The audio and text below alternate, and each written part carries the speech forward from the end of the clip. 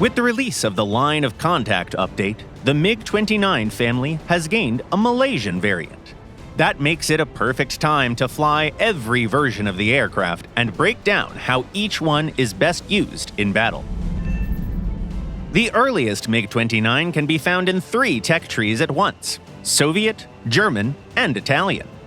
These aircraft stand out for their very high top speed, excellent maneuverability, and some of the best semi-active radar-guided missiles.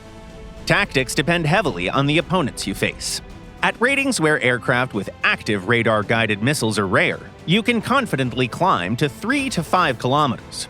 This allows effective use of the R-27ER from around 20 kilometers, and sometimes even farther.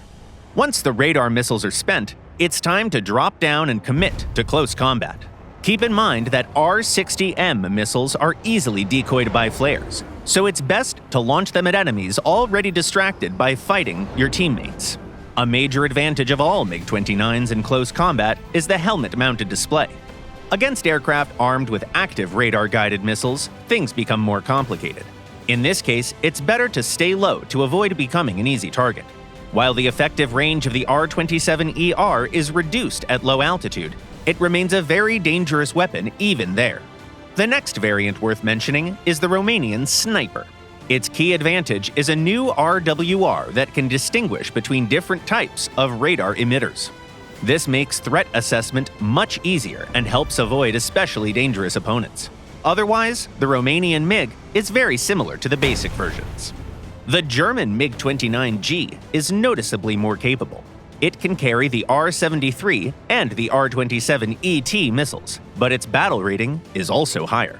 As a result, it more often faces opponents equipped with Fox 3 missiles and is forced to operate at low altitude. However, the addition of medium-range infrared missiles opens up new tactical options. At the start of the match, it's best to turn the radar off and skirt around the main engagement.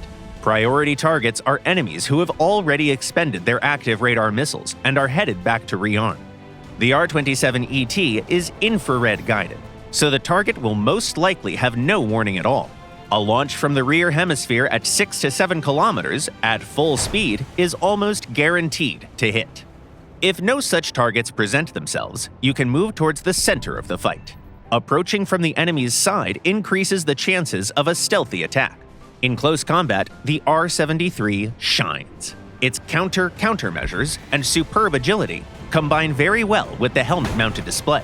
That brings us to the 2 most advanced variants. First is the newcomer from the latest update, the Malaysian MiG-29N. In many ways, it's close to the early versions. The radar and RWR are nearly the same. The main difference lies in its weapons. It can carry up to 6 RVV-AE active radar missiles. If you're thinking about launching the entire load from long range, don't. That's a bad idea. The radar only has 2 data link channels, and the missiles themselves aren't particularly long-ranged. The best approach is to use them at short distance, where the excellent maneuverability of the R-77 combines perfectly with the helmet-mounted display. In the strike role, all of these variants are limited by the same issue. None of them have guided air-to-ground weapons. However, as fighters in combined battles, MiG-29s actually feel even better, since the lack of markers makes stealthy attacks much easier. Finally, the most advanced member of the family is the Russian MiG-29 SMT. It features a full air-to-air missile lineup, a new RWR, and a radar with 4 data link channels.